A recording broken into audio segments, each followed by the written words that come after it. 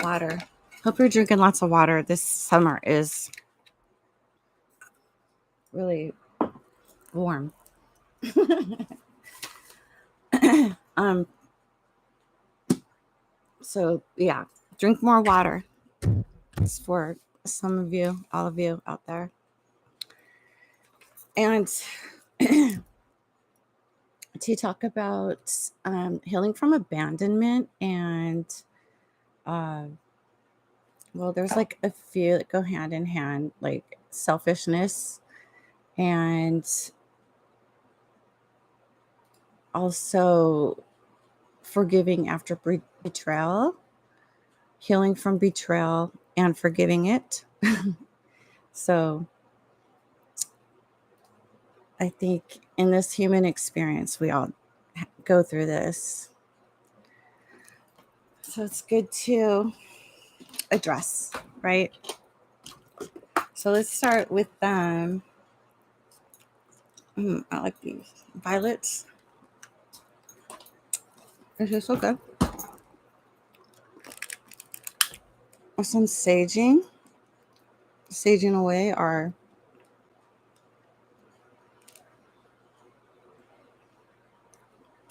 energies. Also kills viruses and impurities out of the air. Shamans know what to do. They know what's really going on. Hope you guys have a great day, great week, happy, healthy, eating right, high vibrational foods, lots of water, cleansing your homes, cleansing your space, prayer, meditation, grounding. Especially if you're going through a lot of changes or if you're in your head a lot, you need to get out in nature. It's very healing. The natural rhythm of life.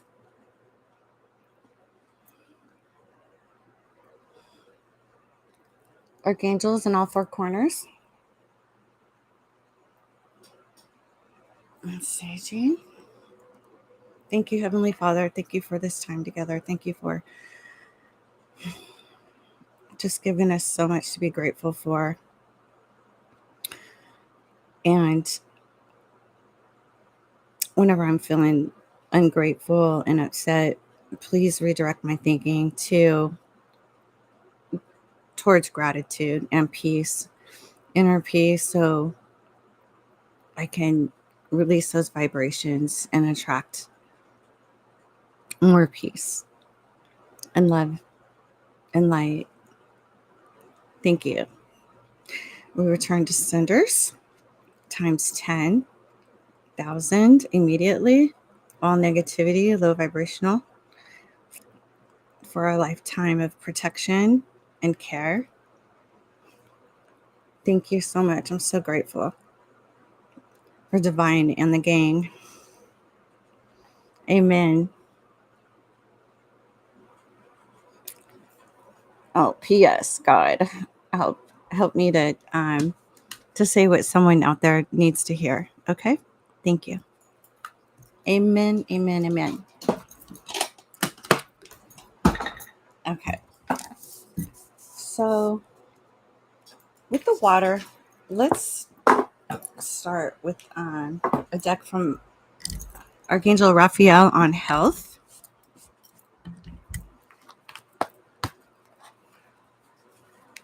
Thank you, Heavenly Father, Holy Spirit, Archangel Michael.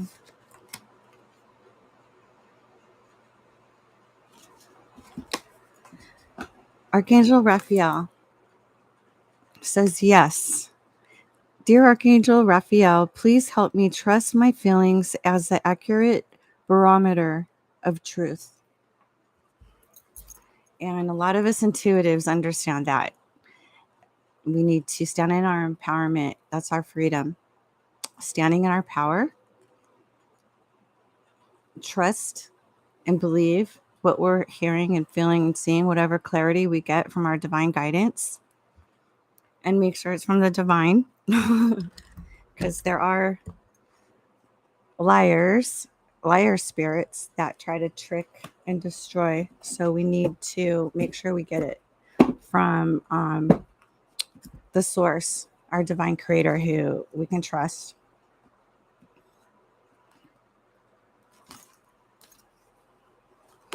Also, Archangel Raphael relationship. Dear Archangel Raphael, thank you for healing and guiding all of my relationships upon the path of love. So I hear that. Feel me?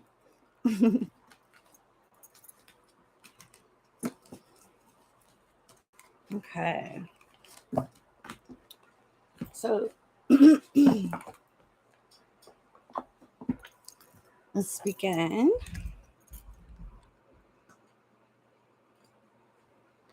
So, healing abandonment wounds.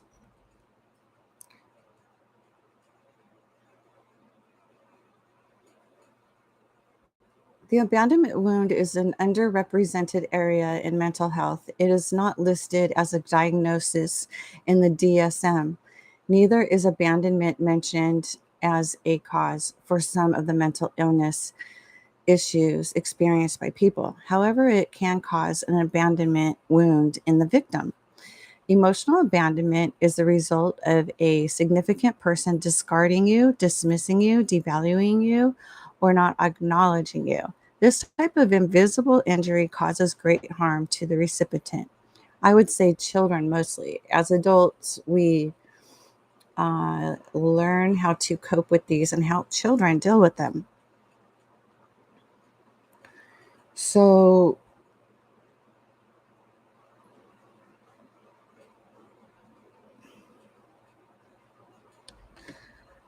the term recipient is ironic because of, I'm sorry, often the recipient receives nothing. Excuse me, which is the problem. Receiving nothingness from a loved one is an emotional abandonment that cuts deeply in the heart of the target. No one sees it and tends to go underground in terms of abuse. And this is mostly children.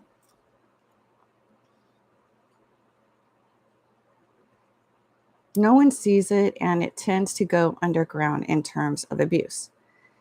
I I feel like if it goes into an adult, then it's unhealed children's wounds that I've had to work on too. And I really learned to love myself. I really learned to um, learn new hobbies and love it. In fact, I'm the time just flies during the day, honestly. No one sees it and tends to go underground in terms of abuse. Victims simply feel empty and invisible. Victims of overt abuse may not comprehend initially how it feels to be invisible because they often wish they could hide and become unseen. However, it is a mistaken belief that being invisible to a significant other or even a non significant other is a good thing.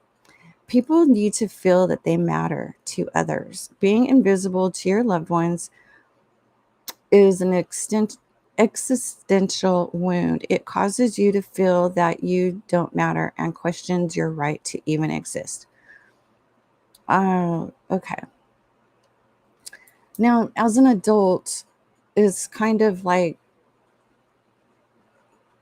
something that we've learned to enjoy our own company, right? And have our quiet time, especially um, if you're educated, you've spent many hours alone studying. You want to be alone. And it just really helps to focus and get our shit done, right?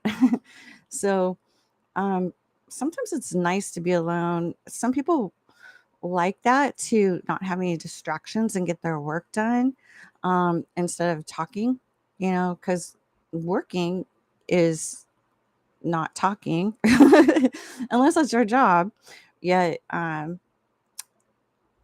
mean, like today, I had a great day studying for some tests and just looking up information, writing down in my, I always have like several um, books of paper and journals that I write information on to kind of see, like for a university, um, what are the test scores they're looking for? What are the dates? What are the deadlines? What are all the stats, right? Like um, things like that, that I've chosen to use my time wisely. And also being adults, we, and as children too, I've taught my children that you have to let people be themselves. Don't be controlling. You have to let people be themselves just as you want someone to let you be yourself. And it's a two-way street. And that's just, it's the law. And it's also kind. It shows kindness, and it shows that we respect somebody else when we give them the freedom to be themselves. And it's just, what you put out there is what you get back. And I definitely want to, um, it's kind of like, I've always wondered, say, like, if a woman cheats and a man not taking it up with the woman, but taking it out on the other man, I mean, the other man probably had no clue that she had a relationship or whatever, a commitment. And I mean, what's that going to solve anyways? It's rational thinking like that, or maybe even deductive, like eliminate what does not make sense and what does make sense professionally, um, going to the source, right? So it's just understanding that it's also using our time and our energy wisely too. Why waste our energy on something we have no control over, and or is illegal as an adult? So it's like after 18, it's a whole new book, right? Being under 18, there's some room for making mistakes, and it's kind of like not getting away with it, but it's kind of like there's rooms to learn that. There's some wiggle room for that. And then as an adult, hopefully it's been addressed under 18. And then after 18, um, better decisions could be made, right? And that is what the whole point of being an adult is you thinking before we make our decisions, and not just for ourselves. Um, the whole paradigm. So on children, how it feels to be invisible, because they often wish they could hide and become unseen. However, it is a mistaken belief that being invisible is a significant other, or even to a non significant other, is a good thing. People need to feel that they matter. Yeah. And people need to feel like they matter to themselves, because you can give what you have.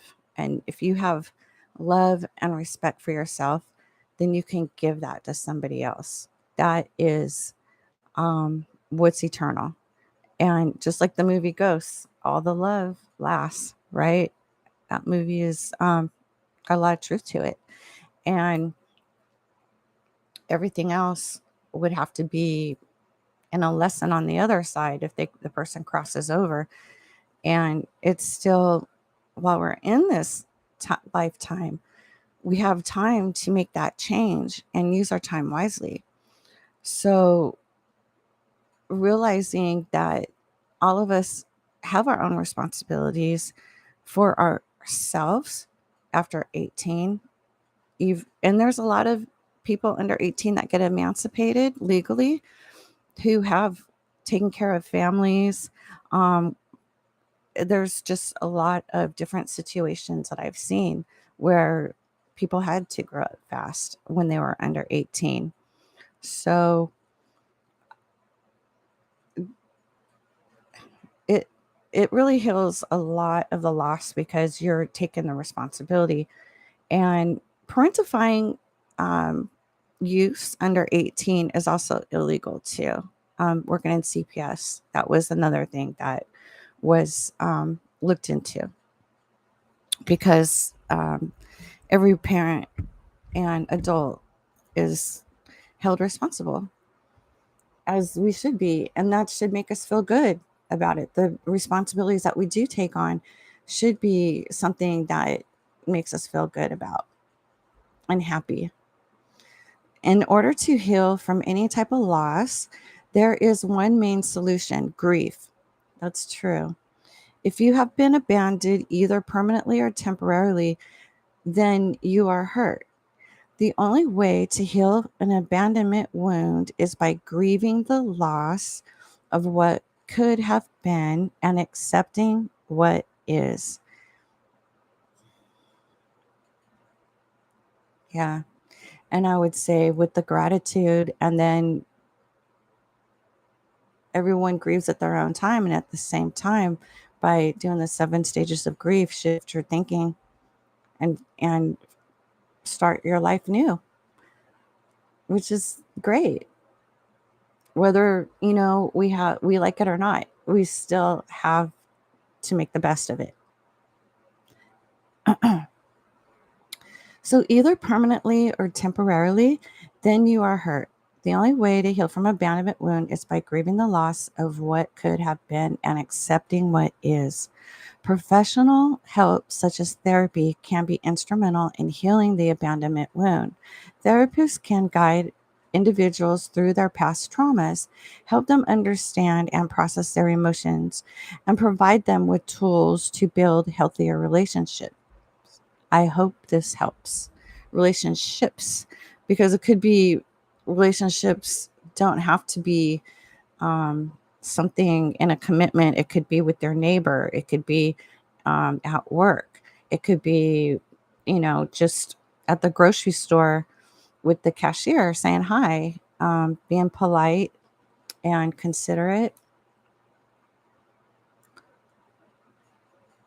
And also, um, no matter how long ago the past traumas were, um, unbearing it can be pretty intense, yet it's good to get that out with your professional therapist, because when you do that, not only is it confidential and you're with a professional to get your tailor-made help, it's also a way of lessening the intensity, and then it starts to calm down, and then you learn how to self-soothe.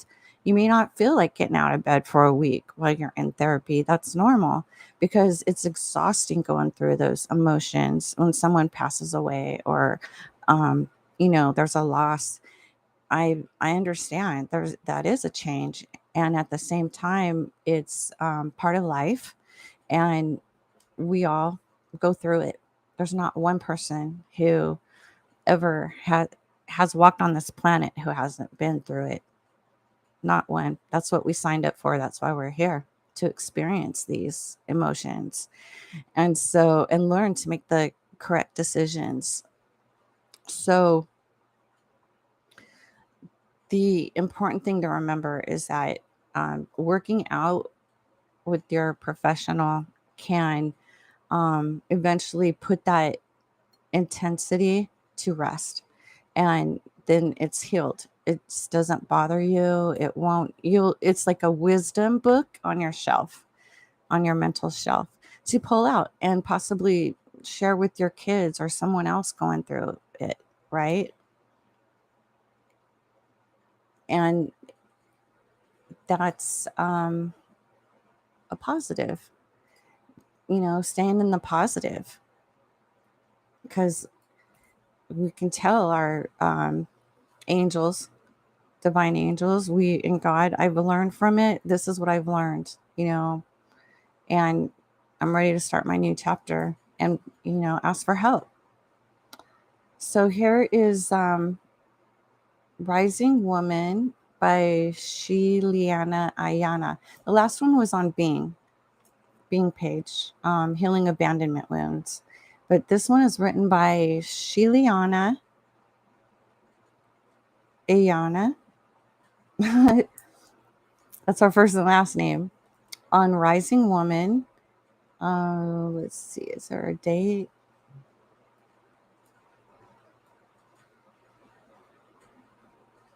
No date. Okay. Panic, darkness, survival, fear. I was born by emergency C-section to a 22-year-old alcoholic mother struggling with depression. I'm doing this completely sober, by the way. Okay. My first exposure to the world was scary and unsafe.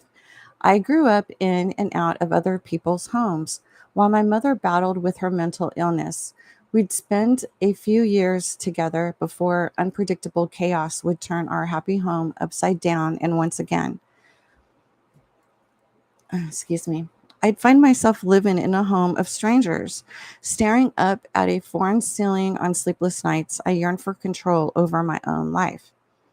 Security was a foreign concept to me, something that belonged to the other kids I went to school with, but not me. In the eyes of many parents and teachers, being a foster kid meant I was a bad apple, which is in 5D, there's no labels. That's a 3D.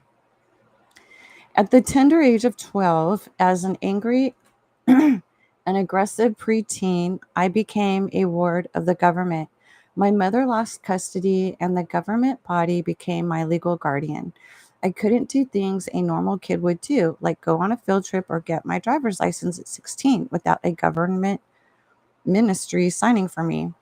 I never did. I had lots of freedom. I had lots of trust. I earned that. I grew weary of people. My wounds with my mother and an absent father embedded a deep distrust in me. I navigated the world as though I was always under attack. I hated sleepovers and any experience that resembled that first traumatic night when, at just 3 years old, I was handed off kicking and screaming into the arms of foster parents. I didn't matter that my mother loved me or that she was just a 22-year-old fumbling her way through her own deeply traumatized life. I was a little girl with an impressionable mind and an imprint of abandonment. On the psyche was immense. The psyche. As a child, anger became my coping mechanism. Later in life, as a teenager, trouble was my middle name, shielding myself from a possible threat or danger. The walls around my heart were thick and unmovable. No one could get through to me, for I was unlovable. My outside environment reinforced the belief that I wasn't good enough. That belief was the evidence I needed to keep my walls up and protect myself from future pain and abandonment. Despise, Despite the ways life challenged me, I always knew I was meant for something. People saw potential in me. I knew my mom loved me even though she couldn't properly care for me. And I was exposed to enough diversity to recognize that I had a choice how my life would turn out. This foresight alone made me one of the lucky ones. Very wise. This is a wise kid. I went on to explore life the messy way, from abusive relationships to opting for a vow of celibacy to find myself at 21. Then I met a man who seemed different than all those other assholes. He was nice. And we got married rather reluctantly, I might add that, but that's a story for another day.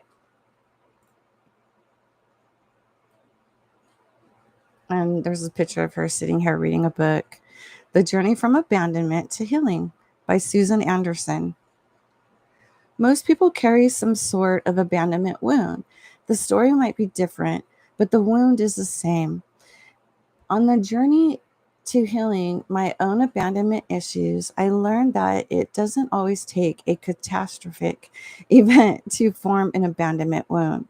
In the book, The Journey from Abandonment to Healing, another Susan Anderson explains how a seemingly minor event, such as being dropped off of it at a summer camp, can cause a small child to learn the world is unsafe and feel their security is under threat. Our culture doesn't take trauma very seriously, and this has resulted in multi generational wounding. Low to high grade trauma is passed down from parents to their children, and the cycle repeats itself. For the most part, we're a society of low emotional intelligence.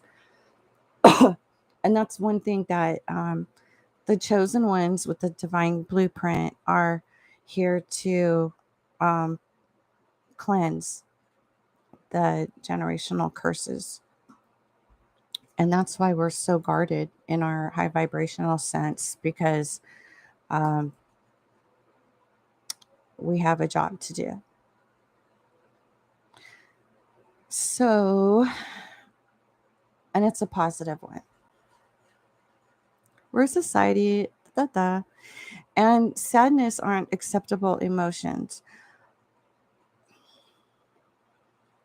We were sent to our rooms when we acted out, shamed for having big feelings, and sometimes even bullied at school for being the sensitive kid. Little hurts and stresses, all the way to low grade trauma, are generally brushed off as not a big deal. But that doesn't mean these experiences don't leave a mark.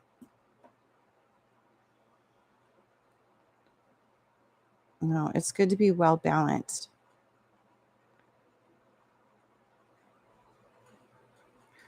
Sweet and strong. Gaber Mate, author of The Realm of Hungry Ghosts, speaks to the root of addiction. Not all addictions are rooted in abuse or trauma, but I do believe they can all be traced to painful experience. A hurt that is at a center of all addictive behaviors. It is present in the gambler, the internet addict, the compulsive shopper, and the workaholic. The wound may not be as deep as the ache, not as excruciating. It may even be entirely hidden, but it's there as well. We will see. The effects of early stress or adverse experiences directly shape both the psychology and the neurobiology of addiction in the brain. And that's true. When you change your thinking, so does the grooves in your brain, and the neuron fires that up a whole new path. Um, just as making a new choice. That's how quick.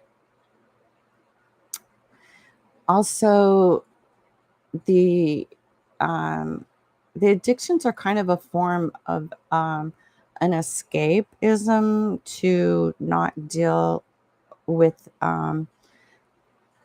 the ramifications of our decisions. You know, it's expensive to drink a lot of alcohol. It's expensive to spend all your money on taking a gamble. Um, it's going on the internet to look on something that is illegal. It for 5 minutes can not thinking can take your freedoms away for 20 years to life. That's something to think about. That's what the prisoners had to think about in their therapy while they were being locked up. By not thinking, or thinking to making decisions too fast to murder someone, or um, poison someone's food, or um, stalk someone, or um, hack someone's phone, or steal their emails, whatever. They're not thinking. They're not thinking. Is it worth it? No. Is it worth their freedom? No. Is it worth not ever seeing your kids again? No. Let's be real, right? The effects of um, When you ignore a screaming child, they generally get louder for a while and eventually give up. But the child who constantly gets ignored by their parents will often act out more and more until finally they explode. This is how trauma works. If we ignore it for too long, we either explode or shrink to nothing. Often, a stressful life event will be the trigger to bring up our unfinished business from the past. And hopefully, there's a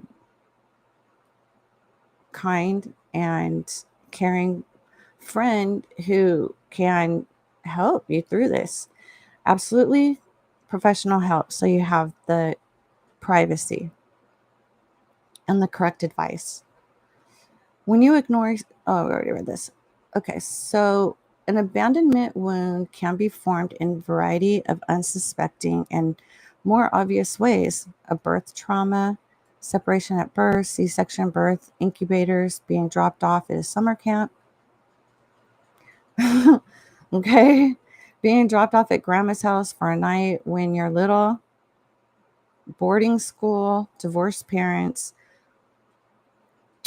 an absent parent, a sick parent, death of a parent, a close friend member dying, growing up in an emotionally cold environment where it wasn't safe to express yourself, childhood abuse, sexual abuse, or verbal insults, which is bullying, that someone needs to learn how to stand up for themselves or give it right back because bullies are the biggest wimps.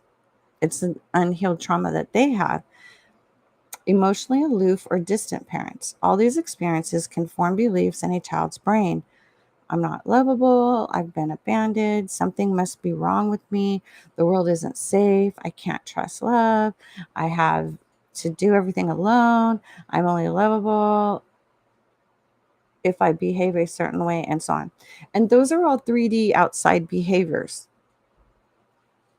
And the Bible does teach self love and strength.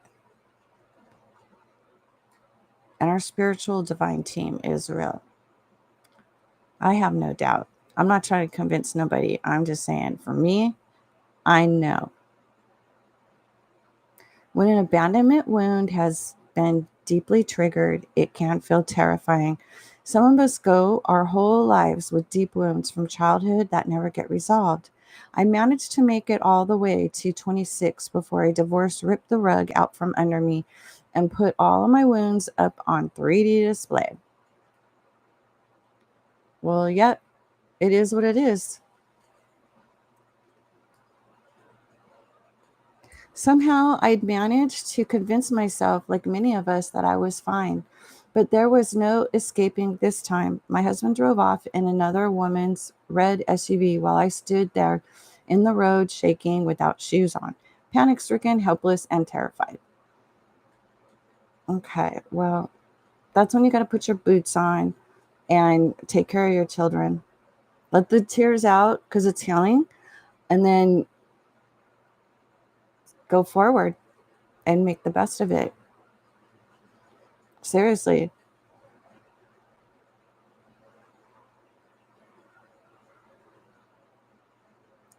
So she's saying her memories from when she was 3, and she remembered her wound and her sense of liberation, realizing the pain I was in was actually from my past, gave me the freedom to heal without needing someone else to do, be, or say anything.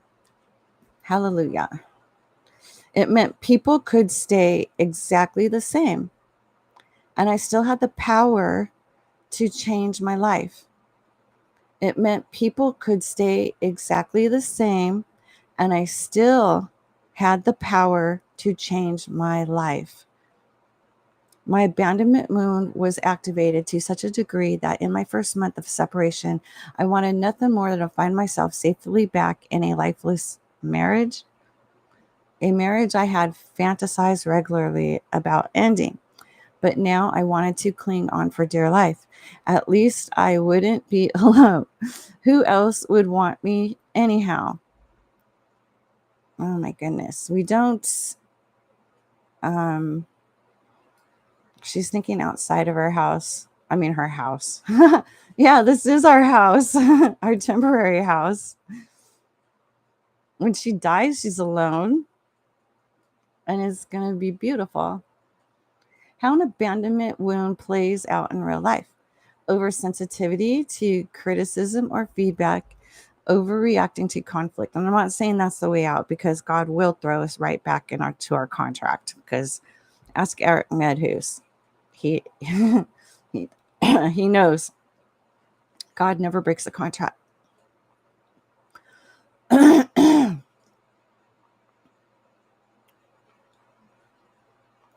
You can work something out with them. It's between us and God. Extremist tendencies, ghosting at the first sign of conflict, extreme outbursts, anxiety and fear of the other person leaving, ending relationships early before the other person has a chance to leave. That would be self-sabotage. And that's something that both people in a relationship need to work out together. Jealousy or suspicion that your partner will hurt, cheat, or leave even when there's no sign of malicious behavior. Self-doubt, insecurity, and lack of self-worth. So those definitely need to be worked on as an adult, as a child, as everyone, as soon as possible. Nip it in the bud. They say like 7. By the time this child's 7 or 8, their personality has imprinted. That's what it is. Staying in an abusive relationship, or you can deprogram that programming, because we are pure joy is what we are. Love and joy. The rest has been programmed. Or as I call it, dumpster diving for love, aka taking what you can get. Gross. In more extreme cases of being deeply triggered during events such as breakups, a divorce, or a loss, one might feel a total loss of control over their emotions, hyperreactivity, anxiety attacks, fear, insomnia, weight loss or gain, and obsessive thoughts or behavior. Those are all illusions. An abandonment wound is invisible to the eye, but it leaves telltale signs in how we can, or how we relate to the external world. Hello, that's all external crap. How we feel internally and how we behave in our relationships. It can have us spend our whole lives running from perceived danger. Yeah. To test someone's love like a straw that inevitably breaks, then using their resignation as evidence we're living in an unsafe world, or I'm a victim, or blaming the other person that for something that we should take our own responsibility for. It can cause us to blindly accept the bad behavior of others, ignoring our own needs, and prevent us from having a strong, powerful voice.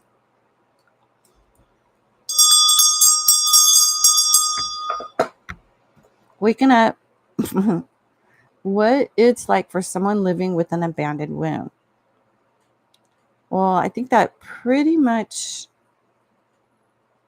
this is just re-elaborating from the rest that I just read. Let's look at the solutions. 1, acknowledge your past hurt. 2, feel your feelings. You cannot think your way out of a wound. You have to feel your way through it. 3, remember you're not alone. You are one in a sea of billions of people who have past hurts, traumas, and chains from the past. People whose spirits have been broken, hearts have been mistreated, those who have lost love and felt pain of abandonment. Everyone's gone through. 4, let love in. I work with people to explore their minds and the beliefs they may have hidden surrounding their own worthiness and lovability.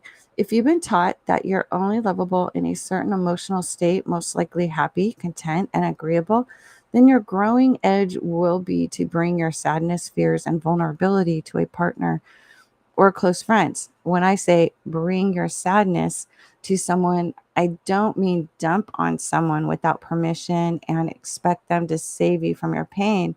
Bringing your emotions to another person is an act of revealing yourself in a vulnerable way without expectation, or a professional who's private.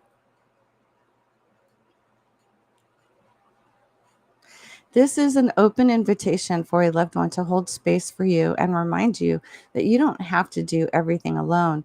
If you let love in by accepting compliments, hugs, gifts that may be offered to you, or invitations extended to you, one of the hardest things to do for someone with an abandonment wound is to let love in. You expose yourself to the risk of being hurt or betrayed, or worse, abandoned all over again. Well, that's the part of having babies, of having children. You it's risky business. It's going to. The truth does hurt, and life is truth. And that's why it's so valuable for us to realize, um, as adults, how to heal and cope with this.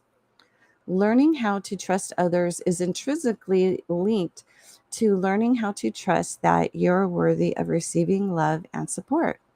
Be gentle with yourself throughout the process. There's no race to the finish line. No, there is not. Selena is the founder of Vision and visionary of Rising Women. She is a conscious relationship and spiritual psychology writer and creator of an online program called Becoming the One. Sheliana spent 4 years as an apprentice in the transpersonal group work containers, depth psychology, and shadow work with the spiritual teacher, and went on to co facilitate women's groups and conscious relationships workshops.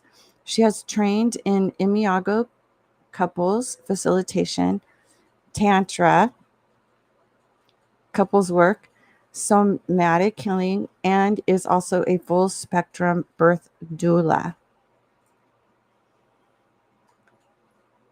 Nice, very nice.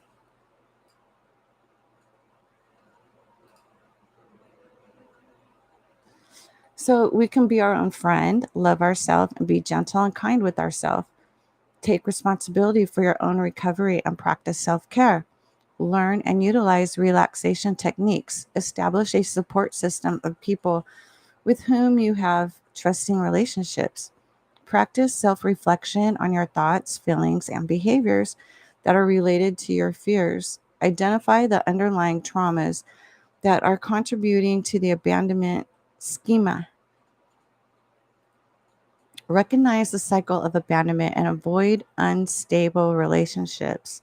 Seek interpersonal therapy or other treatment approaches that focus on social relationships and reestablishing normal roles in your life. Right on, right on. Beautiful. And that's from Very Well Health. Geraldine Dexter, PhD, on May 13th, 2023. Okay. So I need some water.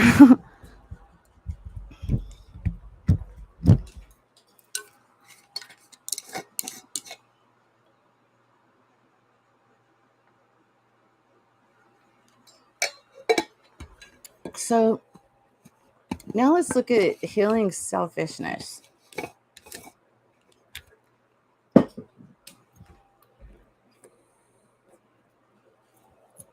How to combat self hatred. I like that word. Combat, that is. Try journaling. Keep a journal to reflect on your day and how you felt about what happened. Talk back to your inner critic. Practice self compassion. Spend time with positive people. Yes. And you absorb those vibrations and then cleanse your energy still. Practice meditation, see a therapist, take care of yourself, move toward living the life you want. Damn it. We can do it.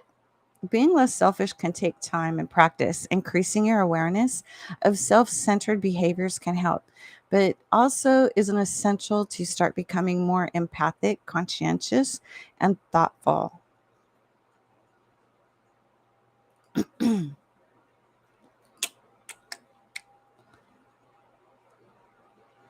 And that is also very well mined.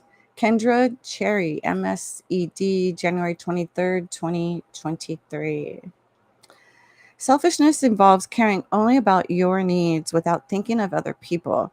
It is often characterized as excessive concern for one's interests, needs, and welfare without regard for others.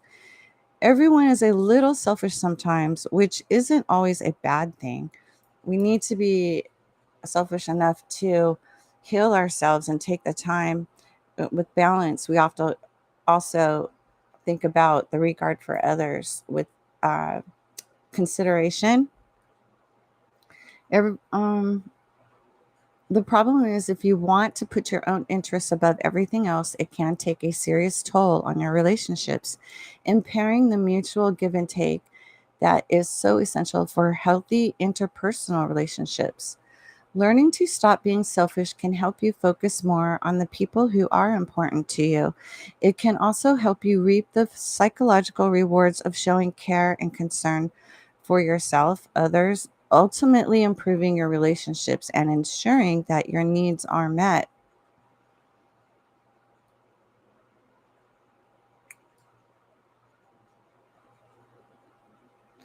So, by to stop becoming selfish, becoming more aware of selfish behaviors, paying more attention to other people, strengthening your empathy means walking a mile in the other person's shoes before opening your mouth or casting a judgment, throwing a stone, being aware of cognitive biases, which is your own thinking for your own self reasons, volunteering, and being grateful.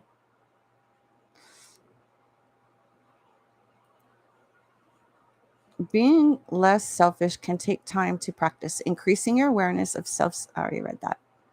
Evaluate your behaviors is it's important to remember that it is normal to act selfish from time to time. Sometimes people go through phases of life where they are more self-focused, like specific developmental periods such as adolescence and young adulthood. If you suspect that you might be a little too selfish, it is important to evaluate your behaviors and consider the ways you might be able to change. Are you selfish with your time, your resources, your attention, or are you neglecting the needs of other people who rely on you in some way? Once you pinpoint the problem, you can start making a concerted effort to change. It may take time and a little practice, still, eventually, you'll find that you are better able to recognize selfish behavior and more apt at addressing it before it becomes a serious problem. So, paying attention to other people and listening to what they have to say is important if you want to stop being selfish. Active listening is a skill that can help you focus on others, help them to feel valued, and take the focus off yourself. To listen actively, you need to be fully present in the moment. Pay attention to what the other person is saying and how they are saying it. Body language, including expression and movement, can convey a lot of meaning. Like if you're with someone and you talk to them about something and they don't look you in the eyes and they're looking off at a distance, they're not that much into you. So that's important to notice. What's that book? They're just not that into you. And it's funny. Just find someone who is, right? And everyone is goes through it. Show interest in the other person by maintaining good eye contact and asking open questions to keep the conversation going. As you practice this skill, you may find yourself more interested in what other people think and feel, and they in turn see that you care. So, an open ended question would be like something as like, well, let's say the opposite. A closed ended um, sentence would be like something that I know, nobody else knows, but I'm right and you're wrong. And it's more like a statement or, um, you know, you did ring the bell. Or an open question would be like, are you going to ring the bell? So that gives the other person a chance to speak for themselves because they are their own person. They are worthy. They are powerful. They are, um, they have the confidence to speak up for themselves. They are like so much, much more than the surface level. It doesn't matter. There's burn victims. I mean, look at Stephen Hawking, okay? But he has a brilliant mind. Um, you can't read a book by its cover. And, you know, looking good is only skin deep. It lasts. I mean, like, we're all going to grow old. There's, that's just the way it is. So check with others. One simple thing you can do is check in with friends and loved ones regularly. Send a text or make a call to someone and let them know you are thinking about them. Show interest in their life and let them know that you care. Increase empathy. Empathy is what allows you to consider things from other people's points of views and focus on things beyond your own needs. Developing your empathic abilities is a great way to stop being selfish. Strategies that can help you build empathy include imagining how you would feel if you were in someone else's position, spending more time communicating with other people. And let's face it, everyone has a bad day, okay? Sometimes we let people allow to have a bad day. If it's like a bad year, then there's a problem. But a bad day is understandable. And they probably need to change their thinking, and then their frequencies would adjust, and things would work out better. It's their thinking about the things you have in common with others rather than fixing all their differences. Sharing things about yourself. Participating in new activities that help expand your social circle and meeting people from different walks of life. And that's kind of what I'm doing right now. I'm participating in new activities that expand my social circle. I'm in classes online. I'm studying. I'm looking forward to going to school or back to college. I mean, I'm an adult now. um, and lots of other things that I'm looking forward to. And God's opened all doors. Research has shown that empathic people are more likely to engage in pro social behavior. In other words, they tend to be more selfless and less selfish.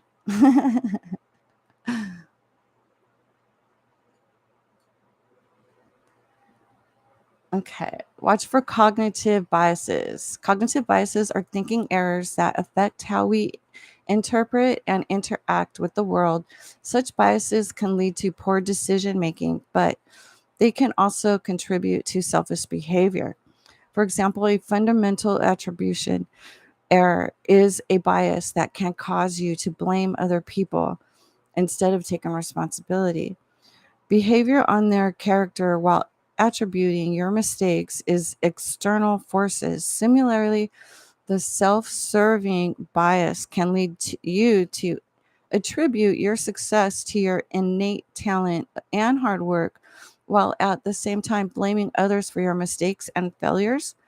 Such biases are often rooted in people seeing things only from their own perspective. Okay, that's being an asshole. Because it always takes two. It always takes two. Being aware of these thinking errors and making an effort to consider different ways of seeing situations can help reduce both bias and selfishness. And then volunteer to help others, reduce loneliness, increase social support, improve resilience to stress, help you form new friendships, combat feelings of depression, increase happiness, and be favored by God. I got to throw that in there. And because helping others requires you to focus on something outside yourself, it can go a long way towards reducing selfishness in a nice way, not a materialistic way. Showing gratitude involves being appreciative of the good things in your life. Practicing gratitude can reduce self centeredness by helping you focus your attention on the things you love and respect in others. One strategy to help increase appreciation for others is keeping a gratitude journal. Spend a few minutes writing these down and reduce self centeredness. And then characteristics of selfish people. Selfishness doesn't always look the same, and self focused behaviors are not always a sign of selfishness. They can be an essential form of self care that is critical to well being. To better recognize harmful selfish behavior, it can be helpful to look at some key differences between selfish and selfless people. Selfish are materialistic, self promoting, grandiose sense of self, lack of empathy, disregard for consequences, unkind, entitled, and self absorbed. Selfless people are generous, altruistic, humble, empathetic, conscientious, kind, grateful, and charitable. So, and then it goes on and on and on.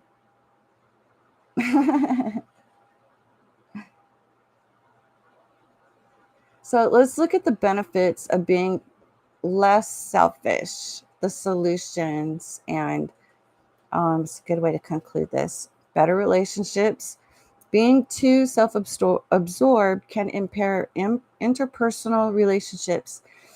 If you never show up for the people in your life, they end up in one sided relationships. This can be toxic and lead people to reduce contact with you or even end the relationship altogether. Becoming less selfish can strengthen your bonds with others and ensure you have the social connectivity you need for optimal well being. Less stress.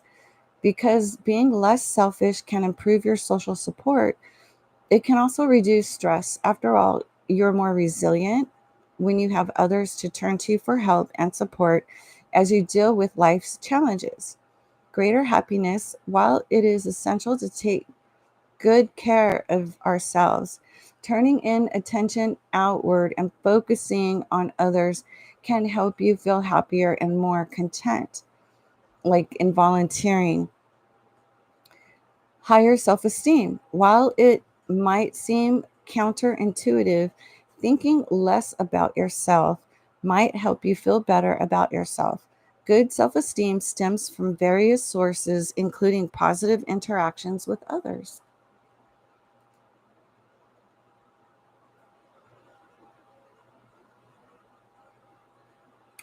Practice self compassion. That's true.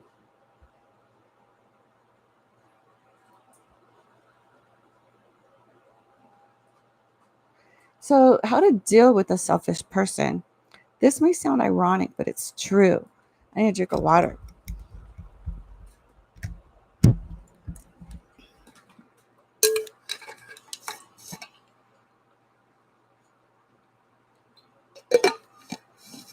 Selfish people don't know they're being selfish.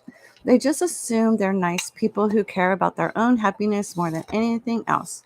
But their journey towards finding their happiness, they carelessly and intentionally walk over people.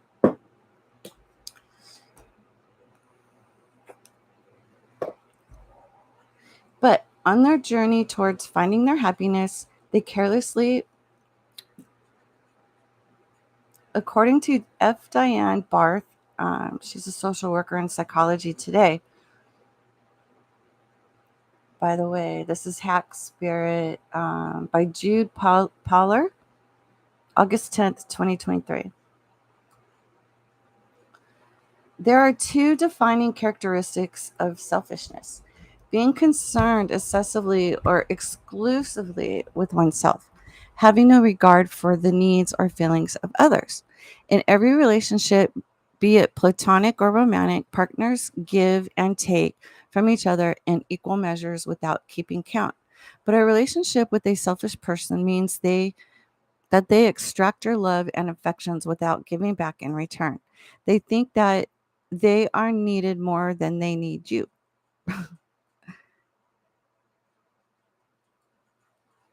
Unfortunately, the triads of selfish people are not easy to notice. Most of the time, they are people pleasers and hide their dark side very well. Barr says that dealing consistently with someone is selfish can make your life miserable. Books have been written about narcissism, Generation Me, even healthy selfishness. But when someone you have to deal with is regularly is consistently self-involved and self-centered, they can make your life miserable. Well, actually, their life is miserable. We're responsible for our own whatever we are, and that's the truth. According to Art Markman, PhD professor of psychology, narcissists and psychopaths tend to be quite selfish and manipulative. Not until you let them in and drop your guard down that they start showing their true colors. So watch out for these early signs that I believe make up selfish person.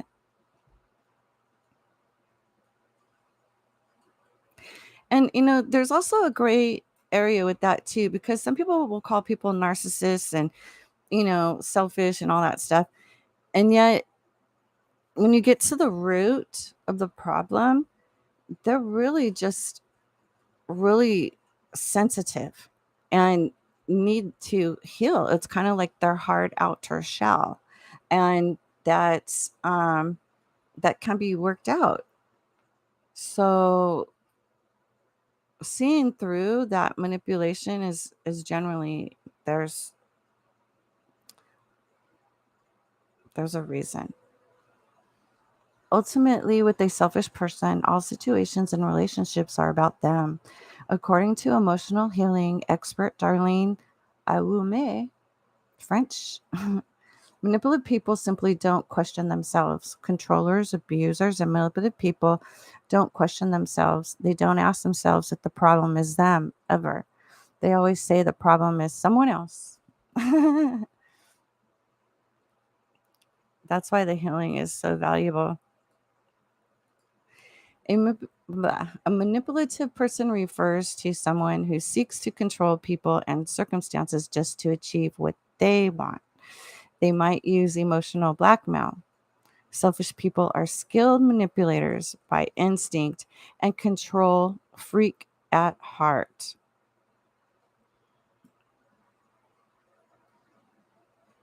Considered toxic.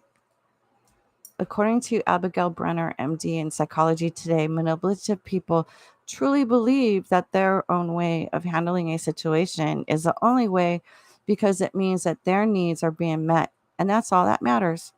Manipulation is a scary thing because it is not something that people are born with. It's developed over time and is practiced. It's a program. It's a programming.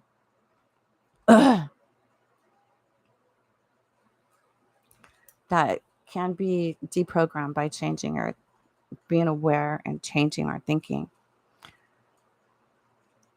Two selfish people plot and scheme against you.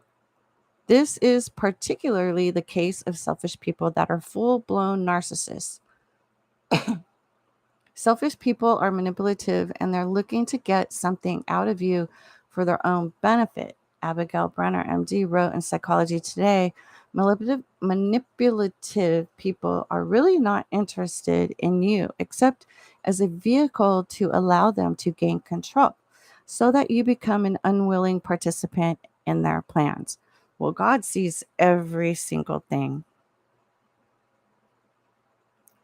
Yet there's no darkness with God, even though God created everything for a reason.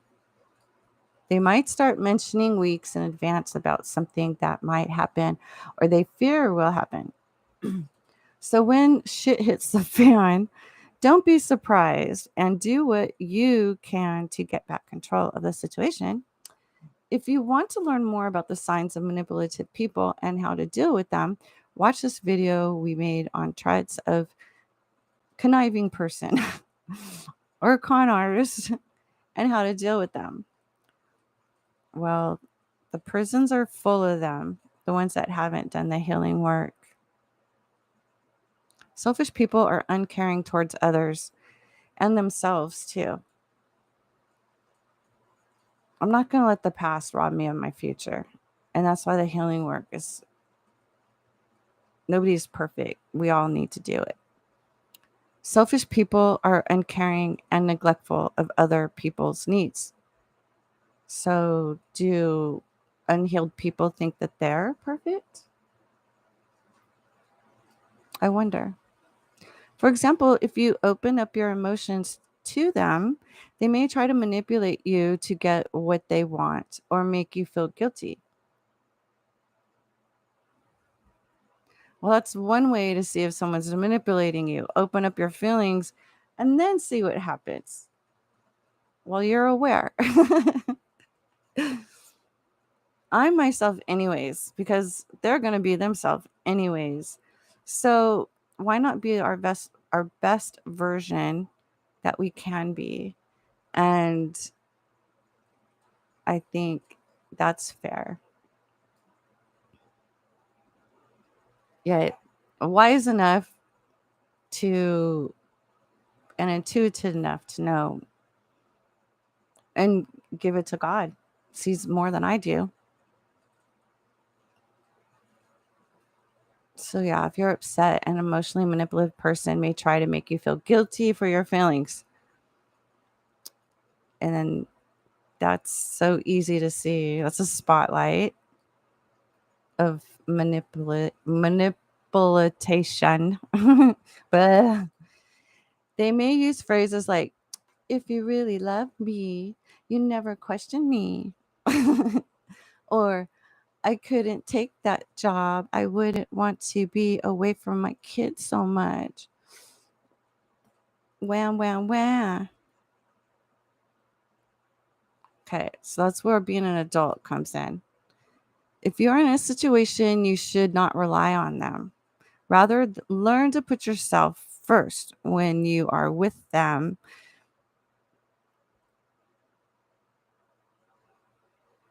So, four, selfish people are conceited and self centered. The way selfish people think is that they want to be put first. However, they are not satisfied with being the priority. They also want to put you down. They're also jealous and envious of not looking within their own heart and healing. Then it wouldn't matter. They would matter to themselves, though, in a fair and balanced way, considerate way. Ever met someone who insists that everything they say is of relevance and everything that you say is not? That is a classic example of a selfish person. According to F. Diane Barth, she's a social worker, LCSW in Psychology Today. Self-involved people are unlikely to be very responsive to your needs or be responsible for themselves. If someone is both totally self-involved and uncaring about anyone else, they are not likely to be very responsive to you in any other way than evaluating how you met their needs. Wow. Well, I'll tell you what, everything has an equilibrium, and when things are out of balance, the universe will step in, whether the selfish people like it or not, and will force a balance, will cause a balance, and will get stronger and stronger until it's there. Because that's just the law of the universe, having a balance. Everything has a balance. So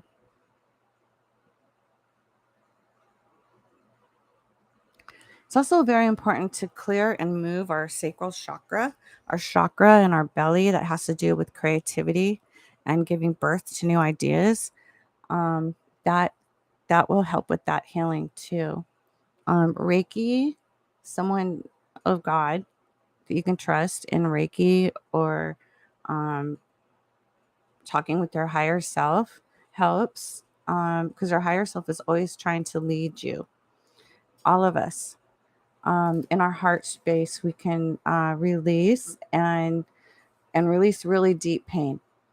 Cry it out. There's crystal lane structures in our cells, in our tears, that is healing and raises the frequencies. So walking away to calmer waters is healing, and for with forgiveness and releasing that person that has been trouble. So, and don't do it out of angry energy. That we have to release that anger energy too, because that's also low vibrational. And that's something I had to learn, having PTSD from the military. That was another thing that needed to be healed and put to rest. And raise my vibrations by having compassionate, walking in nature, walking in faith, blind faith. Nature is life. Nature is life, and there's a harmony, and there's sounds that reset us for a reason. Walk barefoot. There's a natural magnetics that come from the earth that restore and resets our energy, giving any um, negative thoughts or feelings to Mother Earth. She's here to ground it. She gives it back to source, universal life source. It's all an ebb and flow. So nature is really, really, really healing. There's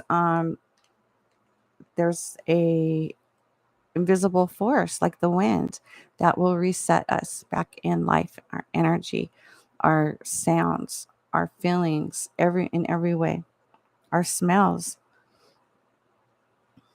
Find in your heart space a place to release that really deep pain.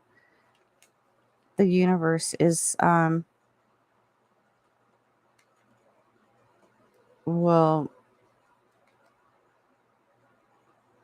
will push together what needs to be.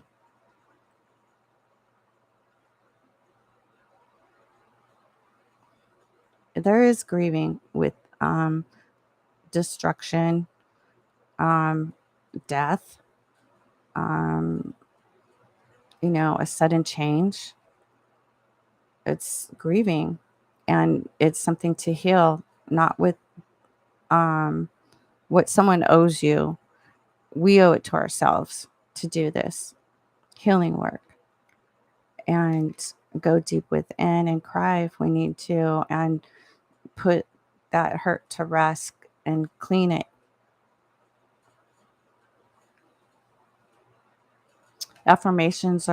Positive affirmations are a good way of deep reprogramming to what kind of life you really do want to live, how you see yourself. Together on a surface level, 3D, people get lost spiritually. And when things break, or the universe wants to restore balance back into something that is imbalanced, then grounding is also very important, and connect with their spirituality, raising the vibrations. That way, the low vibes can't affect you. They won't. Some people got it backwards. It's first spiritual, then the rest will follow. Not um, getting 3D first and then spirituality will follow. No, that's the karmic lesson. First, waking up to who our creator is, then the 3D rest will follow.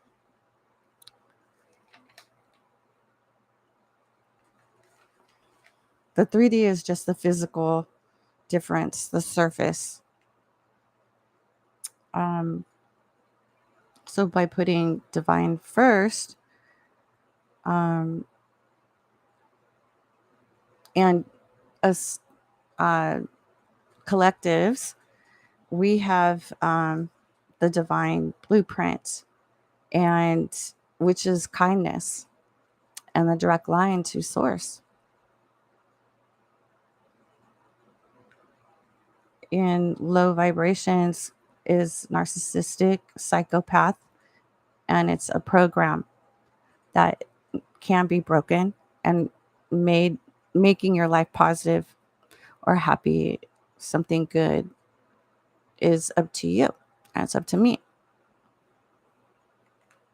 So energetically speaking,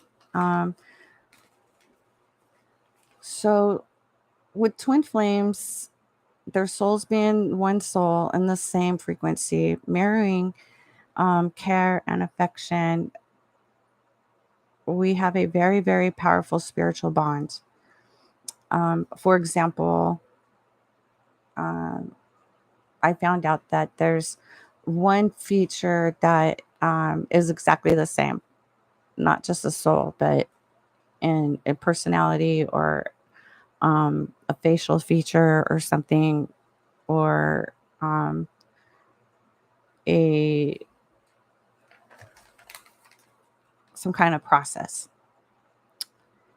Um, there's no reason to be intimidated, or when someone feels intimidated, um, I would like to ask why. Maybe a child might feel intimidated by me, and I would ask them why are they feeling, what's their own feelings about this, because we've all felt that feeling being humans, and I felt intimidated before, and I learned how to heal that. What How to evolve and grow.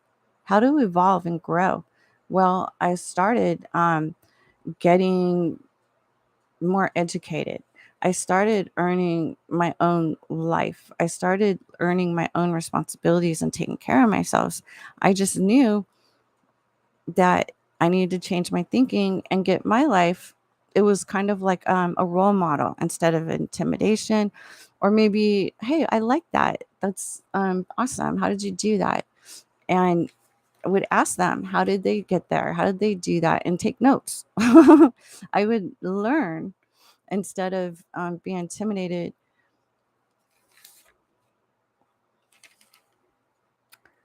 So there's some very highly intelligent people on the 3D level, the surface level, and a good balance for that is also being intelligence spiritually and emotionally, because healing our emotions, having emotional intelligence will help us to unlock trust and believe in our own gifts. Like if I hear something, a word that I've never said before, I know that it's a channeling. Or I see some, it's just kind of like, or in a meditation and protection and talking with their divine guides. Jesus, show me, what's this mean? And then it comes to me.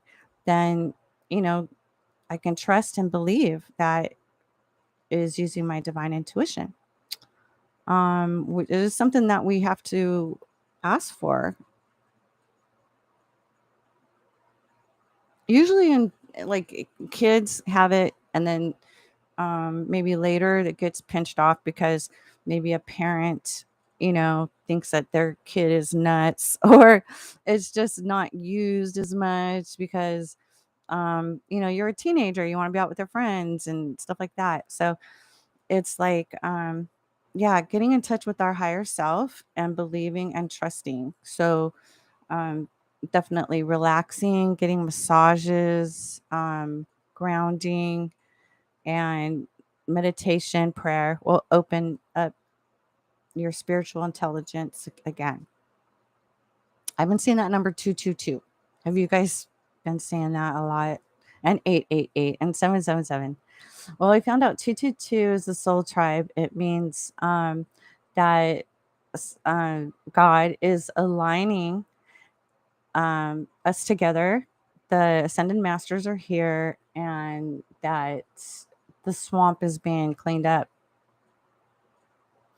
for all of humanity. That's why it's very valuable to be of service to others.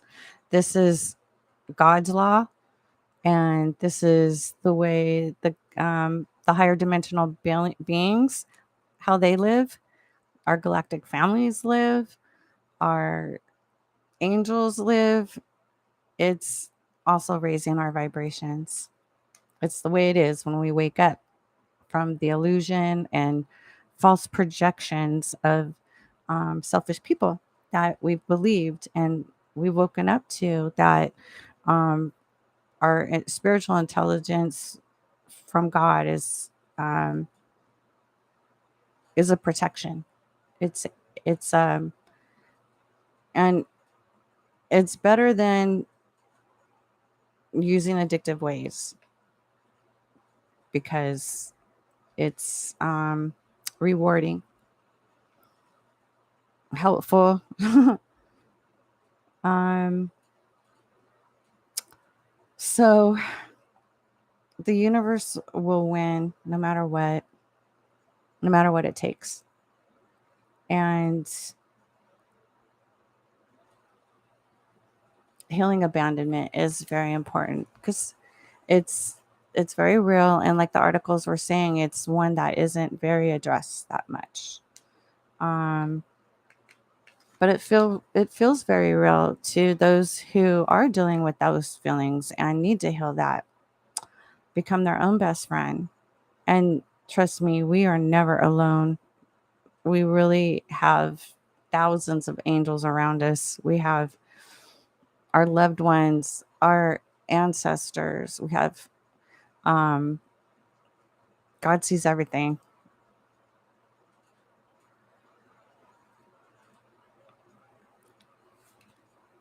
And we do uh, get freedom by our own power.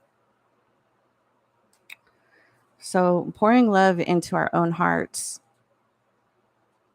ourselves, um, taking the time to do this is valuable.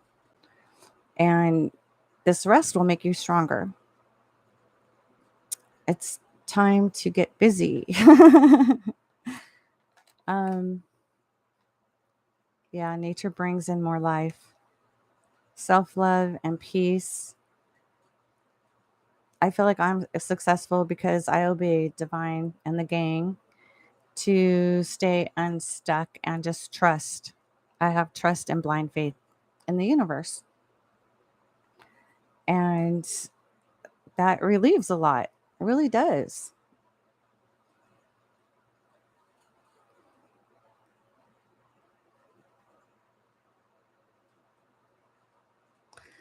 So, having this blind faith and belief in God, that's why the chosen won't be touched. The prophets, the chosen, and energy never dies. It just has to go somewhere.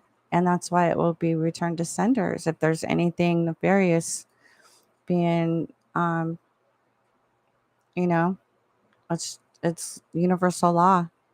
It's in the Bible.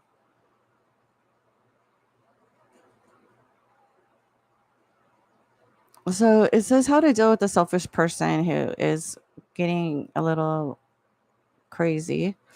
Deal with this by simply ignoring them. Let them be how they are and do not let it affect you personally. No, it's their problem. Absolutely. I'm in control of me. You're in control of you. You do you. I'll do me. Okay. 5. Selfish people find sharing and giving difficult. Maybe you know a selfish person, but you have some doubts because that someone shows a caring side. Let me tell you this, it's all fake. Caring, sharing, and giving are not easy thing for them to do. And those actions will show through the situation. All, AKA, otherwise known as wearing a mask. For one, they will want something in exchange. Maybe they want everyone to know about it so that they are praised for it. If you are in this situation, just let their gesture of goodwill go unnoticed and don't praise them for it. 6. Selfish people put their own goals ahead of other people. Art Markham, PhD, professor of psychology at the University of Texas and author of Brain Briefs, told I think Self magazine, because they're all capitals. When we call someone selfish as a trait, we mean that they consistently put their own goals ahead of other people. So selfish people need other people, and that's why they're always violating boundaries, according to Sarah Newman, MA, MFA, and Psych Central.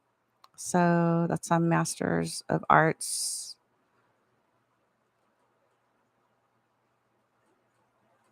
Mm, I don't know. Okay. Because of their way of thinking, they expect other people to do things for them, or they're lazy. When you see that this is happening, do not let them have what they want. I got a funny story. It's all about control, so do not give it to them. Okay, I got a funny story. Steven, he was about 5'4", and he liked to bring the weights, his stepdad's weights, those dumbbells, out into the living room, all the way from our bedroom. And it was cleanup time, and he didn't feel like it. And I'm like, Steven, you brought him out here. You need to put it away. Oh, I can't. And all the, excuses. And so I told him he has to do it if he wants anything else. And it was like, he acted like he was too weak to pick it up. But I saw him bring it out in the living room. La da da. It's like, who do you think you're fooling? It was funny. Should have got that on videotape. I'll never forget it. 7. Selfish people do not show weakness or vulnerability. Selfish people do not do anything for free. They have a fear of trying something and feeling that the action doesn't actually help or serve much purpose.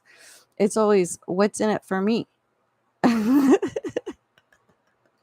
According to Leon F. Seltzer, PhD, narcissists are effective in safeguarding against extreme vulnerability.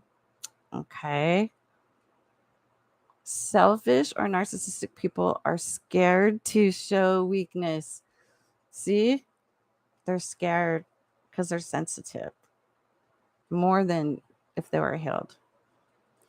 They think that by helping being narcissistic, only seeing yourself is being vulnerable because it's obviously a symptom of being overly sensitive, being insecure, being, you know, it's just a red flag, right? That the healing and the deep emotional work needs to be done. People who have are considerate of others have and are feel free to be vulnerable is it's not a big deal. There's nothing to hide. There's no mask. They don't have to be fake. They don't have to lie. It's healed. It's responsible, and they don't have a problem. They don't feel abandoned when they're rejected. It's like, okay, it is what it is. And what do they say? Rejection is universal protection a lot of times. So there's always a blessing in the disguise. There is. Selfish or narcissistic people are scared to show weakness. They think that by helping others, people, he or she is demonstrating weakness or internal insecurity, which only seeing themselves is. They do not realize that everyone has weaknesses. That's true. Even them, even more so. These weaknesses are what make us human, but for them, they are above all else. So they are close, not close, but closed. I think they should have put a D there. To being perfect. Did they do that on purpose? It seems like every time they say nobody's perfect or whatever, there's a typo. And I think it's really cute. It's funny. 8. Selfish people don't accept constructive criticism because they're always right.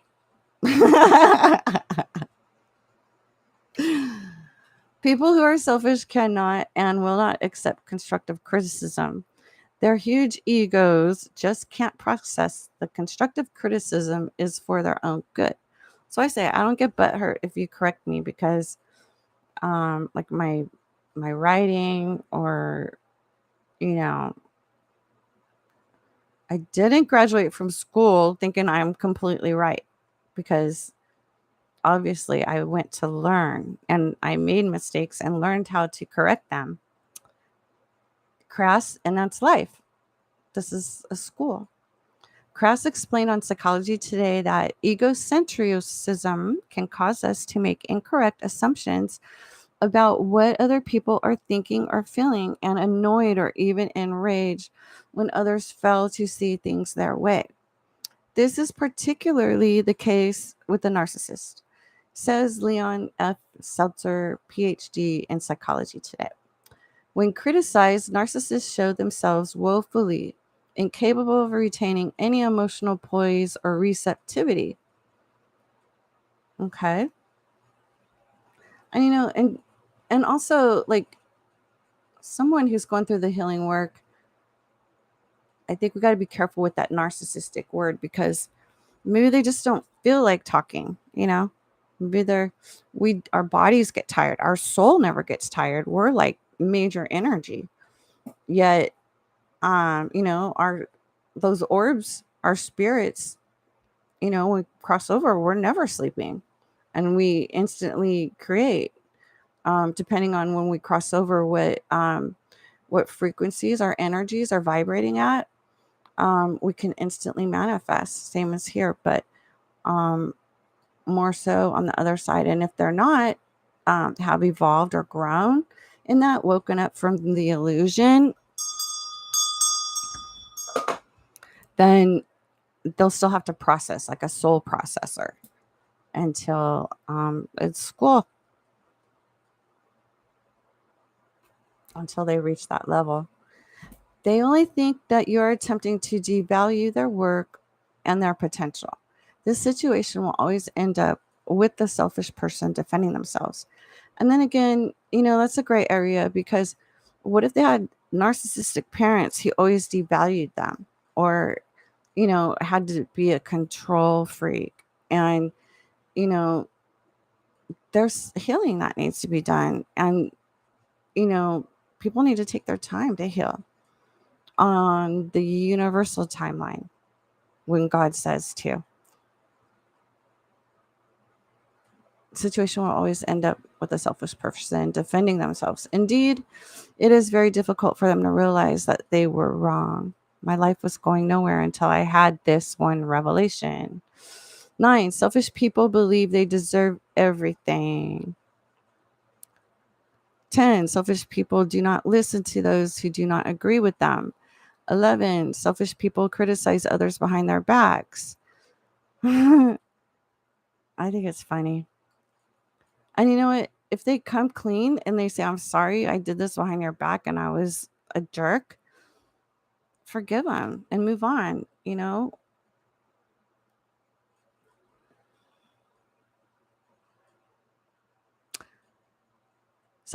Selfish people exaggerate their achievements.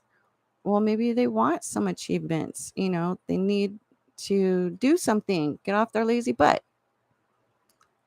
And then that's probably where lying comes in. You know, if that's what they want, if they're jealous of people like that, then they should do it, right? Selfish people are scared of public failures.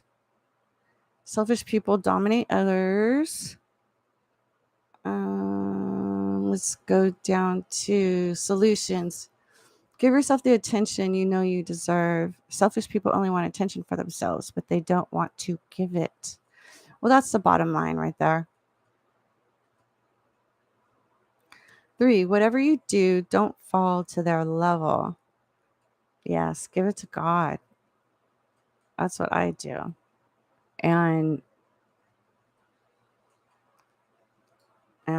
miracles happen. Know yourself and the loving person that you are.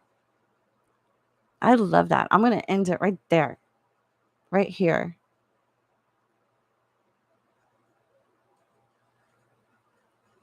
Know yourself and the loving person that you are.